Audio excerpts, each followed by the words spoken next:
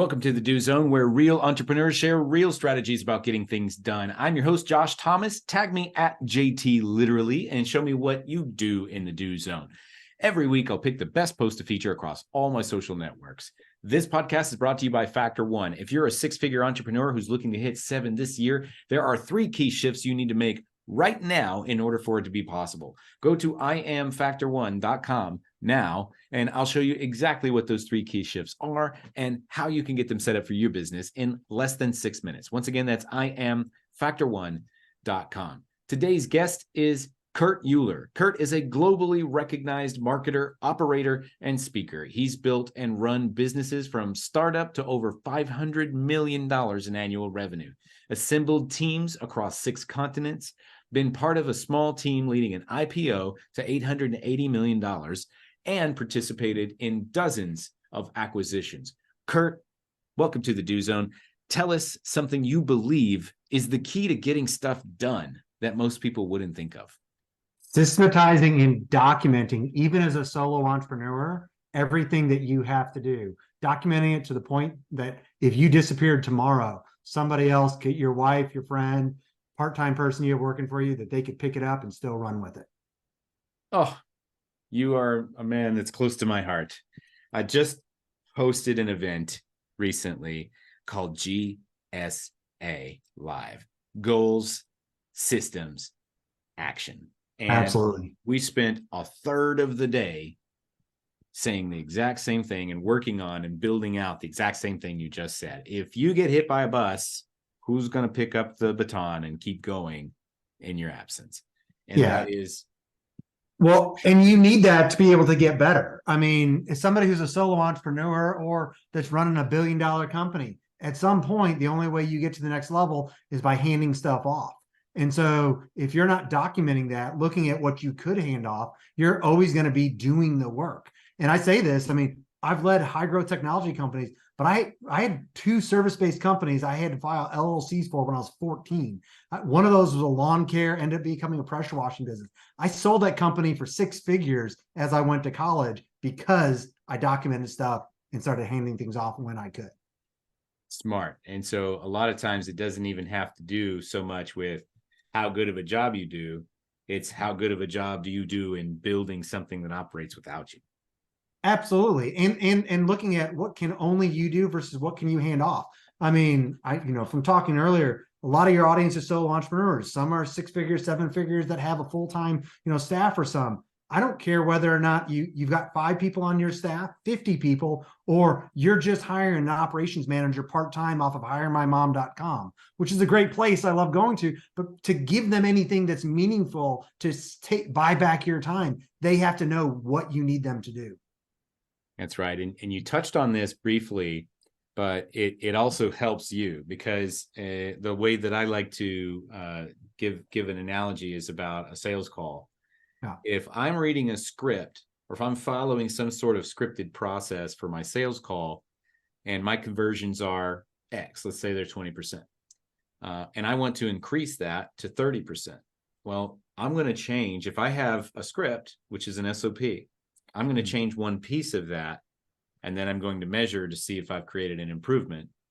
And if it creates the improvement, I know if I'm doing everything else the same, I know that that's the one thing that makes the difference. And then I put that back in place. I change the next thing. That's how we can really use it to kind of help ourselves. I'm curious if you have any other examples like that.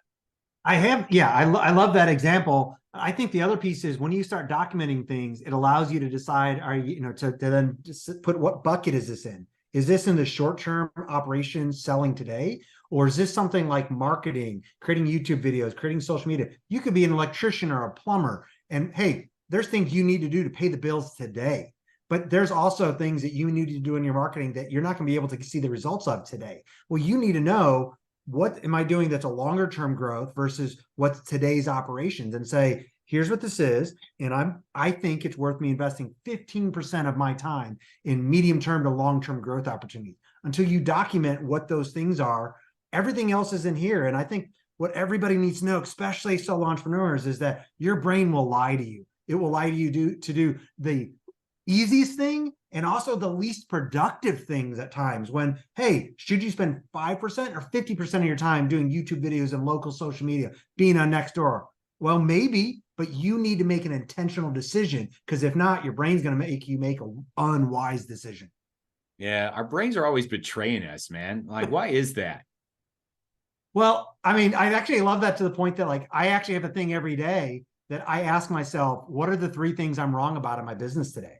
And I think every entrepreneur should do that, because I guarantee you can go look back at Josh and go, hey, you discovered like 2 or 3 things in the last 6 months where you were doing them for a year. And the only reason you were doing them is you thought that they were the right thing to do at that time. And then something happened and you went, yep, that was not the right thing. Because being wrong and being right feels exactly the same until you actually know you are wrong. So if you're actually documenting what you're doing, asking yourself, what could I be wrong about? You're more likely to uncover those things sooner.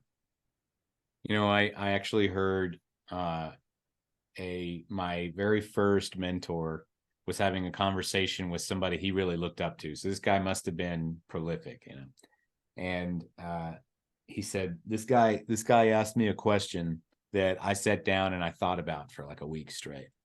And he said, if what you know is not true, when would you want to know that? Right. And it was like, it's like there's so many answers to that question. We want to say right away, but in practice, it doesn't always happen that way. If what you know is not true, when would you want to know that? And you're saying, let's find out. Let's force the issue. What am I wrong about in my business today? Yeah, and you may not have an answer. And it might take you only 30 seconds a day while you're brushing your teeth. But being open just a little bit to that mindset means that, like, hey, you're not the cocky entrepreneur who says, like, hey, I'm pulling in 750 a year, which is great dollars, but that's comfortable money. That's not life-changing money yet. And so if you're humble enough to start figuring out what could you be wrong about, well, you'll figure it out earlier. If one, you're asking yourself, and if you have people that are working for you, if you're asking them. And so I'm curious, one of the things that you like to talk about and teach about is influencer marketing in this kind of influencer age. And so I'm curious, there's a lot of us here who are trying to increase our influence for various reasons. We want to maximize our impact. We want to make more money in our business. And so what are some of the top tips that you would have for an entrepreneur who's trying to leverage the fact that being an influencer even exists at all? Yeah, I think there's probably maybe 2 things that jump out. One is be who you are. I mean, a lot of your audience probably listens to somebody like a Gary Vaynerchuk, and they're like, God, I want to be that and all. They don't know. If you have 100 followers, if you have 500 followers on Facebook, that's who you are at today, and be that. Don't try to be some entrepreneur that's earning millions of dollars if that's not where you're at. Be authentic, because people will sniff that out today. And the other piece is, a lot of times people are so scared about how they sound, and they want to try, they're scared about trying new things because it feels wrong. They need to tell themselves, if you're not comfortable doing YouTube videos or live streaming things, hey, you're a roofer and you're talking about roofing tips for problems you find out, and it's uncomfortable.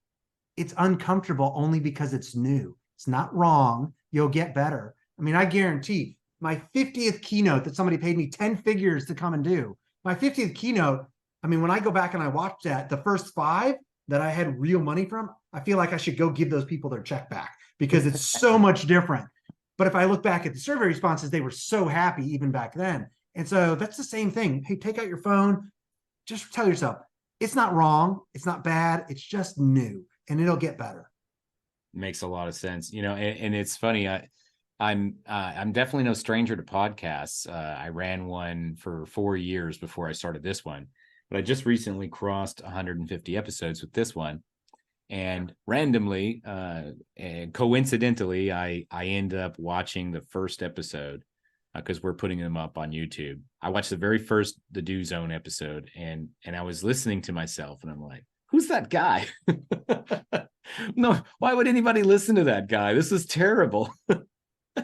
I'm so much but it's better also than that. important to listen to yourself. I've done some training with Vin Yang, one of the best public speakers and trainers in the world. And he like forces this concept that says, hey, if you do a recording like in video, you need to listen to the audio only, watch yourself only, and then watch it a third time where you hear the audio, just to do that self-review. Oh my gosh, it is. I hate doing it. I have to make myself do it. Yeah. But I am getting so much better from doing that 3-step process. And you can do some of it like that first auditory one. You can do that in the car, so you don't have to like just like hone in on it all the time. But it's Yeah. like people don't want to do that, and that's how you build your influence. And you realize, wow, I didn't sound that bad. Or I listened to a podcast I recorded a couple months ago, and there's this one part where I got really choppy and my voice went high and like I sounded like I was a 12-year-old kid like in it. And when I replayed it, I went, why did I do that? It's because I was really, really excited about telling that story for my history. And Mm. so I'm now much more keen about that, being like, oh, if it's something that I'm so passionate about, it's a big moment in my life, I need to watch that a lot more. Do I wish that I wouldn't have done that podcast? No. I'm so thankful that I did it and that I re-listened to it, because that lets me get better telling my story and other people's stories. Yeah, and you don't get that opportunity if you're not out there actually doing it. You don't get that Absolutely. opportunity by sitting around and thinking about it. And you look at the analytics, because once you start doing things, you can think about whatever this is going to be good, but when you actually start seeing what connects with people, you're like, wow, now you have data to actually go on. There's a housing inspector in Texas. This guy is great on Instagram, now has tens of thousands of people that interact with his videos. And he got big literally just because he would shake like a doorknob and be like, it's not supposed to do that. And he started doing more educational bits since then, but he grew by going in deep into like literally showing all the problems, being like, it's not supposed to do that. I mean, it's funny, and he's genuine, and he would splice them together. And then at some point he realized, gosh, if I'm going to grow my business, I need to start sharing some more actual tips about why this is important. And now he has a mix of different content. But he just started doing some like 2 years ago. And it's some funny shit, I'm just gonna say. So be yourself.